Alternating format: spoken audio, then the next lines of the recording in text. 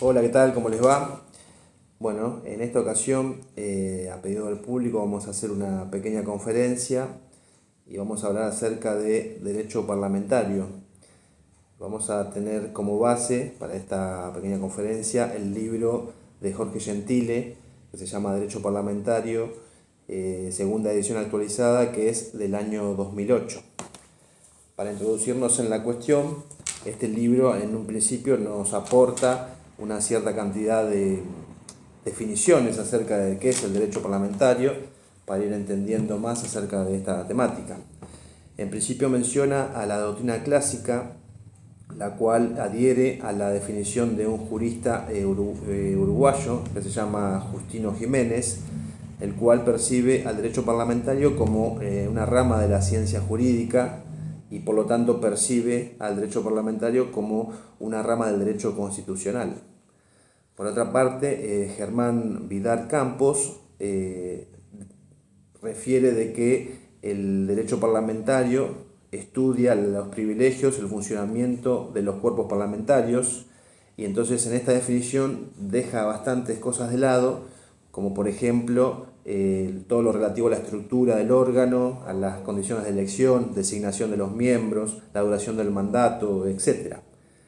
Por otra parte tenemos definiciones de autores como por ejemplo Pedro Néstor Sagués, el cual refiere que el derecho parlamentario comprende todo el sector del derecho referido al derecho parlamentario, valga la redundancia. En este caso es una opinión distinta o opuesta, si se lo quiere decir así, a la doctrina clásica y a lo dispuesto por Germán Vidal Campos. Por otra parte, Fernando Santaolalla define el derecho parlamentario como un conjunto de normas que regulan la organización y el funcionamiento de las cámaras parlamentarias. Y por último, Jorge Gentile, autor del libro al que nos referimos, menciona de que el derecho parlamentario en nuestro país es parte del derecho constitucional. Es parte del derecho constitucional, menciona. ¿Por qué? Porque estudia la organización, la constitución, el funcionamiento, los procedimientos y las competencias del Congreso. En relación a las fuentes de este derecho parlamentario, se mencionan a las constituciones. ¿Por qué digo las constituciones? Porque se refiere a la Constitución Nacional y a las constituciones de cada provincia, por imperio del artículo 5, el cual establece que cada provincia dictará para sí su propia constitución. También tiene como fuente las leyes orgánicas, y acá podemos mencionar los reglamentos internos, en este caso de la Cámara de Diputados, de la Cámara de Senadores. Tienen la particularidad de que los dos reglamentos están compuestos por 229 artículos, un dato de color nomás. Después también tenemos la costumbre jurídica como fuente. Esto tiene que ver con el uso de ciertas prácticas que a modo colectivo se han adoptado y se han generalizado y han adquirido fuerza de ley. También tenemos los precedentes legislativos, que son aquellas decisiones o posturas que adoptaron en el funcionamiento del Congreso y que sirven como antecedente para la resolución de ciertas cuestiones siguiendo el mismo criterio. También tenemos la jurisprudencia, que es la doctrina que surge luego de las sentencias emitidas por los tribunales. Y por último tenemos la doctrina, que es la bibliografía que surge de los autores del derecho penal.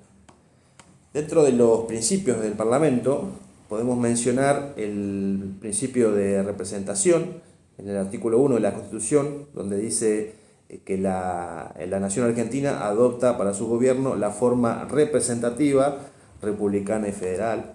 También el artículo 22, donde dice que el pueblo no delibera ni gobierna, sino a través de sus representantes. También tenemos el principio de democracia, el principio de igualdad en relación a los mismos derechos, mismas obligaciones y prerrogativas. El principio de oralidad, el cual manifiesta de que los discursos en las cámaras no se deben leer, excepto que sea una cuestión particular y que tengan la autorización del presidente. También tenemos los principios de formalidad y los principios de publicidad, que son aquellos que dan conocimiento acerca de los actos del gobierno. Por último vamos a mencionar el principio de la autonomía. En relación al principio de autonomía, desde el punto de vista científico, se considera una rama del derecho científico que es autónoma cuando conjuga ciertas autonomías, en este caso autonomía científica, autonomía normativa y autonomía didáctica. ¿Qué es lo que son estas normativas? Estas autonomías, perdón. Bueno, en el caso de la autonomía científica se refiere a la serie de principios de que la materia se diferencia del resto de otras. En el caso de la autonomía normativa se refiere cuando poseen un cuerpo normativo propio que contenga el grueso de su contenido. Y por último, en relación a la autonomía didáctica, se refiere a la inclusión del programa en la carrera de Derecho o de Abogacía de forma individualizada y diferenciada. En el caso del derecho parlamentario, podemos mencionar que posee autonomía científica porque reviste un principio importante, una marcada dimensión política. También posee autonomía normativa porque, como mencionamos anteriormente, justamente una de las fuentes del derecho son las leyes orgánicas, es decir, los reglamentos de cada cámara. Y por último podemos decir que posee autonomía didáctica porque en algunas facultades forma parte del plan de estudio de manera independiente. Ahora bien, vamos a remontarnos un poquito en la historia para poder entender cuáles son los orígenes de este derecho parlamentario y cómo se llegó hasta la actualidad, que es lo que más nos interesa.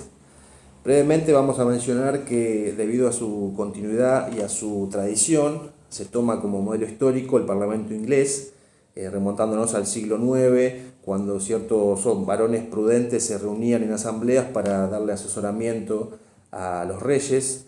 Después, durante la dinastía de los Tudor, fue en 1295 cuando Eduardo I le dio vida a al llamado Parlamento Modelo. Después, en 1341, nace la Cámara de los Comunes, que se diferencia de la Cámara de los Lores, que ya existía, y aquí en este punto es donde nace el concepto de bicameralismo. En Europa, estas asambleas se las conoce como cortes o estamentos. En Estados Unidos de América se adhiere a este sistema bicameral que mencionamos recién, lo deja plasmado en la Constitución Nacional cuando la sancionan en el año 1787. ¿Por qué mencionamos esto? Bueno, lo mencionamos porque justamente una de las fuentes de inspiración, por decirlo así, o de modelo de nuestra propia Constitución es la Constitución de Estados Unidos. Entonces, si ellos adoptaron un sistema bicameral, por ende nosotros al copiar su sistema político también lo hemos hecho, y esto está registrado en el artículo 44 de la Constitución, donde identifica al Poder Legislativo y menciona que va a estar compuesto por dos cámaras. Por un lado tenemos la Cámara de Diputados y por otro lado tenemos la Cámara de Senadores de las provincias y la ciudad de Buenos Aires. ¿Quiénes son los miembros del Senado? Aparte de los diputados y los senadores, tenemos al vicepresidente de la Nación, que por imperio del artículo 57 va a ser el presidente de la Cámara de Senado. También tenemos secretario legislativo, secretario parlamentario, el secretario administrativo, asesores, colaboradores, etc.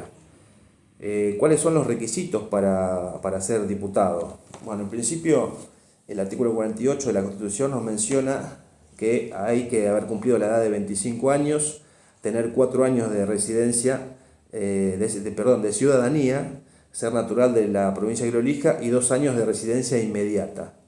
El mandato, según el artículo 50 de la Constitución, el mandato dura 4 años, es renovable cada bienio, que es un periodo de 2 años, es renovable la mitad de la Cámara. Tiene, en el artículo 52 menciona que tiene la iniciativa sobre las leyes sobre contribuciones y reclutamiento de tropas. El artículo 53 menciona que tiene la exclusividad de acusar en juicio político, que esto lo vamos a desarrollar un poco más adelante para abordar bien el tema. Actualmente la Cámara de Diputados está compuesta por 257 diputados. Son elegibles directamente por el pueblo, según el artículo 45, a simple pluralidad de los sufragios. Y después vamos a ir ahora a avanzar y vamos a hablar acerca de la Cámara de Senadores. Los requisitos están en el artículo número 55 de la Constitución, que dice que tiene que tener 30 años de edad, 6 años haber sido 6 años ciudadano de la nación, o tener 2 años de residencia inmediata y ser natural de la provincia que lo elija, ¿verdad? También tenemos que su periodo, su mandato dura 6 años y cada bienio, como mencionamos anteriormente, se renueva una tercera parte de la Cámara.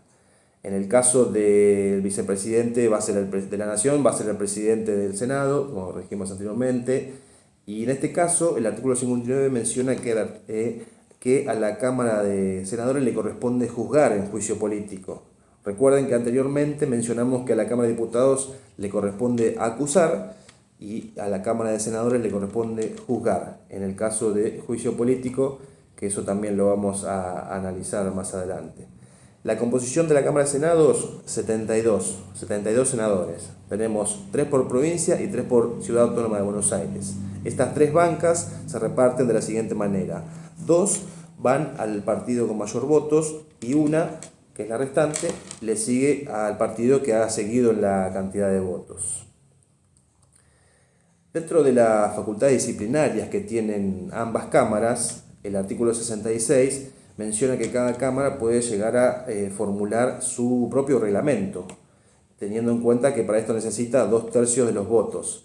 Y entonces para ello puede corregir a cualquiera de sus miembros por desorden de conducta en el ejercicio de sus funciones o removerlo por inhabilidad física o moral sobreviniente a su incorporación. Este artículo 66 nos identifica 4 situaciones respecto a esto. Por un lado tenemos la corrección disciplinaria, la remoción, la exclusión y la renuncia. Como dijimos en un principio, el artículo 66 menciona que cada cámara hará su propio reglamento, entonces justamente a esos reglamentos nos vamos a remitir para poder ver en qué momento se aplican estas situaciones. En principio, el artículo 195 del reglamento de la Cámara de Senadores de la Nación menciona que están prohibidas las alusiones irrespetuosas. Esto se le llama falta al orden, que se refiere cuando un orador incurre en insultos o expresiones ofensivas hacia otro. ¿Qué es lo que se hace en este caso? Bueno, el presidente de la Cámara, tanto de senadores como de diputados, porque el procedimiento es el mismo para las dos, lo va a llamar al orden a esta persona, a este senador o diputado. En caso de que se retracte de sus dichos, sigue toda la asamblea sin ningún tipo de inconveniente. Y en el caso de que no sea así, se deja constancia en el acta de que, por medio de una fórmula que dice, señor senador fulano de tal, la Cámara llama usted al orden, todo eso se deja sentado en el acta desde ese día. En el caso de que haya una tercera situación de esta, se procede a lo que se llaman la prohibición del uso de la palabra, que ahí también queda asentada en el libro y bueno, esto queda como antecedente. En el caso, dijimos, de los diputados también es exactamente lo mismo. Después tenemos, bueno, ahora vamos a hablar acerca del quórum, que muchas veces nosotros vemos en las noticias que la oposición no da quórum para determinada acción o que hay quórum, bueno, pero no entendemos quizá del todo qué es lo que significa este quórum. Bueno, en principio vamos a definir el quórum como el número mínimo de un cuerpo colegiado cuya presencia es necesaria para legislar. Es decir, es el número mínimo, es la cantidad necesaria, indispensable que se necesita para que el cuerpo vaya a legislar. En el caso del artículo 64, menciona de que en relación a las cámaras, ninguna de ellas entrará en sesión sin la mayoría absoluta de sus miembros. Y aquí nace también otra nueva noción que es la de mayoría absoluta, que la pregunta obviamente es, ¿qué es la mayoría absoluta? Bueno, el reglamento de la Cámara de Senadores en su artículo 209 dice textualmente, entiéndase por mayoría absoluta más de la mitad de los presentes. Aquí sobre esta cuestión también hay distintas opiniones de diferentes autores. Por ejemplo, tenemos a Vidal Campos, que él menciona que la mayoría absoluta es más de la mitad. Por otro lado, lo tenemos a Néstor Sagués, que dice que la mayoría absoluta es la mitad más uno. Y por último lo tenemos a Gentile, que es el autor del libro que estamos leyendo, que dice que apoya la noción de la mitad más uno. Entonces, en nuestra Cámara de Diputados, por ejemplo, si tenemos 257 diputados, se entiende que el quórum es de 129. Después tenemos distintos tipos de mayorías. Tenemos la mayoría absoluta de la totalidad de los miembros, tenemos la mayoría absoluta de los miembros presentes, tenemos la mayoría de 2/3 partes de la totalidad de los miembros y la mayoría de 2/3 partes de los miembros de las cámaras, ¿no? Las clases de sesiones pueden llegar a ser ordinarias, especiales, de homenaje, públicas, secretas o de tablas, como se las conoce. ¿Qué más? Hay otros distintos tipos de normas que pueden ser dictadas en estas asambleas, no solamente leyes, también pueden ser presentados proyectos de decreto, de resolución, comunicación o declaración. En este caso, los proyectos de ley, que es lo más común, se refiere a toda proposición que deba pasar por la tramitación que ya estableció la Constitución para la sanción de una ley. En el caso de un proyecto de resolución se refiere a aquella proposición que tenga por objetivo el rechazo de solicitudes particulares o la adopción de medidas que tengan que ver con la composición o la organización interna de cada Cámara o en general cualquier disposición de carácter imperativo. Por último, en el caso del proyecto de declaración se refiere a expresar una opinión, cualquiera de las cámaras, sobre un asunto de carácter que puede ser público o puede ser privado.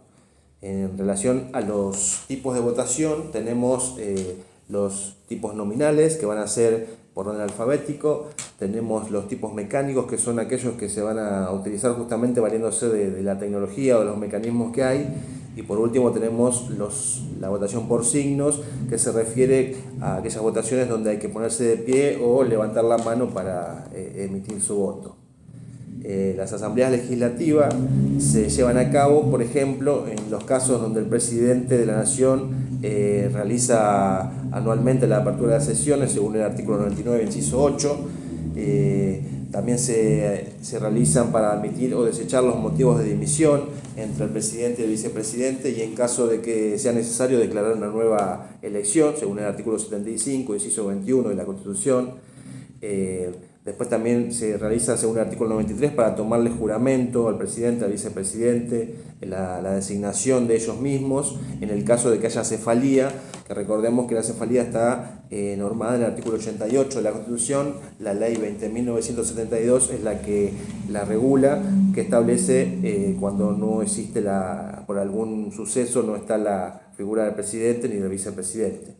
También tenemos la recepción de jefes extranjeros y personalidades distinguidas para que se realicen este tipo de cosas. Bien, vamos a hacer una pausa y ahora seguimos.